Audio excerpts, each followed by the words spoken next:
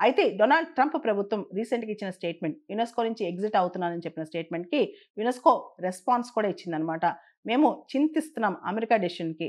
అయితే యునెస్కో పాత రోజుల్లాగా ఒక దేశం పైన, ఒక వ్యవస్థ పైన ఆధారపడలేదు. మేము బడ్జెట్‌లో కూడా డైవర్సిఫై చేసుకున్నాము. మాకేమి ఇబ్బంది లేదు.